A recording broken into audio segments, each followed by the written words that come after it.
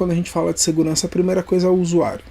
O usuário no HCM vai ser um perfil normalmente único. Esse perfil único ele vai permitir que a gente faça a execução, né, de uma ou mais tarefas, ou que a gente exerça um ou mais papéis utilizando um mesmo login. Tem sistemas que a gente precisa ter um usuário de funcionário, um usuário como administrador. Se a gente tem outro papel, a gente precisa ter um outro usuário. E no HCM não. No HCM, com um único login, posso ser um colaborador, posso também ser um gestor de equipe, e eu posso também ser um gestor de equipe que é do RH.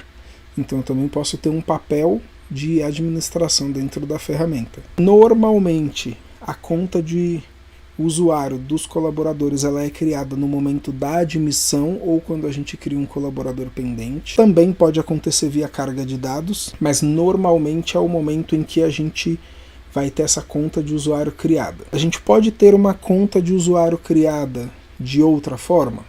Podemos, e é o que normalmente a gente chama de usuário de implementação.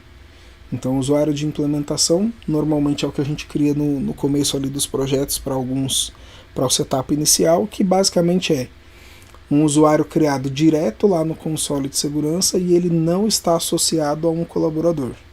Então, a gente pode ter usuários no HCM que não são um usuário de colaborador, mas até para a implementação do projeto, tem alguns módulos que eles não vão funcionar muito bem, e alguns não vão funcionar nada se a pessoa logada não for um colaborador.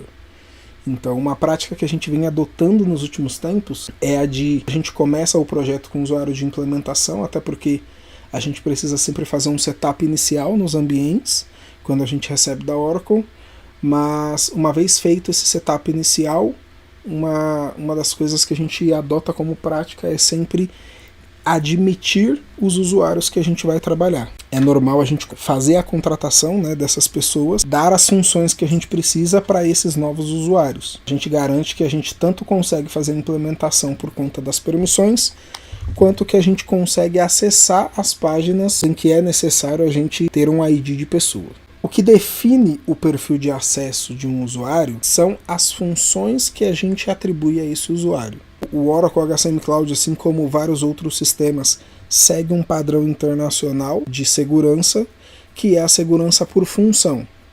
Então, eu não digo que o Joãozinho tem o privilégio A, B e C. Eu digo que o perfil de colaborador tem os privilégios A, B e C. O perfil de gestor tem os privilégios A, B e C. O perfil de administrador de RH tem os perfis A, B, C, D, E, F, G. E aí, quando eu associo esse perfil de acesso ao usuário, ao colaborador, ele passa a ter então essas permissões. Aí uma outra coisa que é importante é que cada usuário, cada colaborador, pode ter mais de um perfil de acesso associado à sua conta. Então, como eu comentei, eu posso ser um colaborador que também tem uma equipe, então eu também sou um gestor e trabalho, né, sou gestor de uma área do RH. Talvez eu sou o gerente de RH. Então eu teria ali pelo menos 3 perfis de acesso associados à minha conta.